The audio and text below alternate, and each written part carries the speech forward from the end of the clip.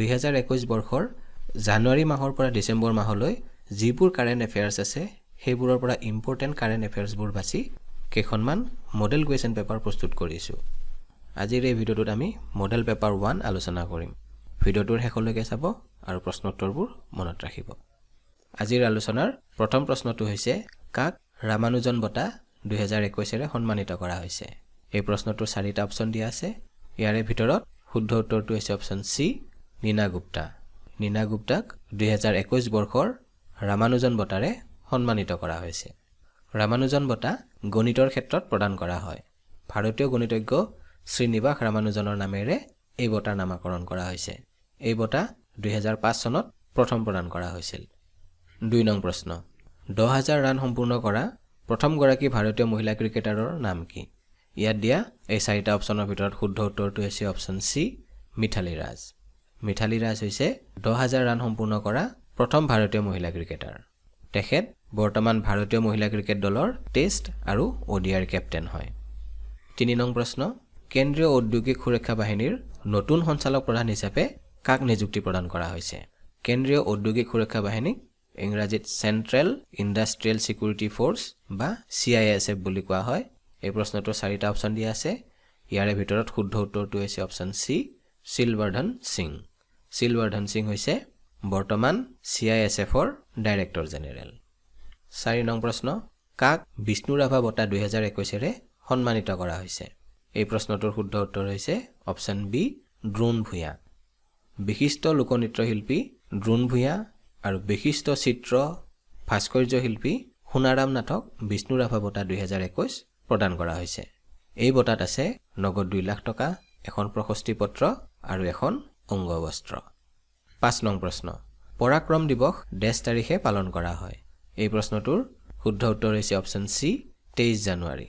নেতাজী সুভাষ চন্দ্ৰ বসুৰ জন্মবাৰ্ষিকীক নেতাজী জয়ন্তী বা পৰাক্ৰম দিৱস হিচাপে প্ৰতি বছৰে 23 জানুৱাৰীত পালন কৰি অহা হৈছে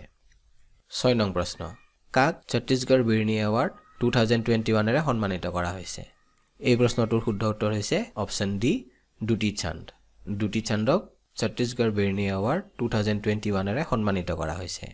দুটি চান্দ হৈছে এগৰাকী ভাৰতীয় এথলীট 1996 চনত উৰিষ্যাৰ জাজপুৰত তেওঁৰ জন্ম হৈছিল 7 নং প্ৰশ্ন G7 Summit 2021 দেশত অনুষ্ঠিত হৈছিল ইয়াতে 4টা অপচন দিয়া আছে ইয়াৰে ভিতৰত শুদ্ধ উত্তৰটো হৈছে অপচন সি যুক্তৰাজ্য বা ইউনাইটেড কিংডম G7 Summit 2021 যুক্তৰাজ্যত অনুষ্ঠিত হৈছিল G7 হৈছে Japan Canada France Germany Italy যুক্তৰাজ্য আৰু যুক্তৰাষ্ট্ৰ মিলি গঠিত হোৱা এটা সংঘ 2021 বৰ্ষত 47তম G7 শীৰ্ষ সন্মিলন ইংলেণ্ডৰ কৰ্ণৱালত অনুষ্ঠিত হৈছে 8 নং প্ৰশ্ন ভাৰতৰ দেশ ৰাজ্যত কনচৰ্ট উৎসৱ পালন কৰা হয় এই প্ৰশ্নটোৰ শুদ্ধ উত্তৰ হৈছে অপচন বি জম্মু আৰু কাশ্মীৰ ভাৰতৰ জম্মু আৰু কাশ্মীৰত কনচৰ্ট উৎসৱ পালন কৰা হয় এই উৎসৱ প্ৰাচীন নাগ সংস্কৃতিৰ প্ৰতীক 9 নং প্ৰশ্ন believe what life and cricket taught me আত্মজীৱনীখন হৈছে ডেছ এই প্ৰশ্নটোৰ শুদ্ধ উত্তৰ হৈছে অপচন সি সুৰেশ ৰাইনা ভাৰতীয় ক্ৰিকেটাৰ সুৰেশ ৰাইনাৰ আত্মজীৱনীখনৰ নাম হৈছে believe what life and cricket taught মি আৰু আজিৰ মডেল পেপাৰ 1ৰ শেষৰ প্ৰশ্নটো হৈছে মন্ত্ৰী সৰ্বানন্দ সোণোৱাল ডেছ মন্ত্ৰালয়ৰ সৈতে জড়িত ইয়াতে 4টা অপচন দিয়া আছে ইয়াৰে ভিতৰত শুদ্ধ উত্তৰটো হৈছে অপচন সি আয়ুষ মন্ত্ৰালয় মন্ত্ৰী সৰ্বানন্দ সোণোৱাল আয়ুষ মন্ত্ৰালয়ৰ সৈতে জড়িত আয়ুষৰ ফুল ফৰ্মটো হৈছে Ayurveda yoga and naturopathy Unani Siddha and homeopathy এতিয়া আমি এই মডেল পেপাৰখন এবাৰ ৰিভাইজ কৰি দিছো 1 নম্বৰ ৰামানুজন বঁটা 2021 এৰে সন্মানিত কৰা হৈছে নীনা গুপ্তাক 2 নম্বৰ 10000 ৰান সম্পূৰ্ণ কৰা প্ৰথম গৰাকী ভাৰতীয় মহিলা ক্ৰিকেটাৰৰ নাম হৈছে মিথালী ৰাজ 3 নম্বৰ কেন্দ্ৰীয় ঔদ্যোগিক সুৰক্ষা বাহিনীৰ নতুন সঞ্চালক প্ৰধান গৰাকীৰ নাম হৈছে শিলৱৰ্ধন সিং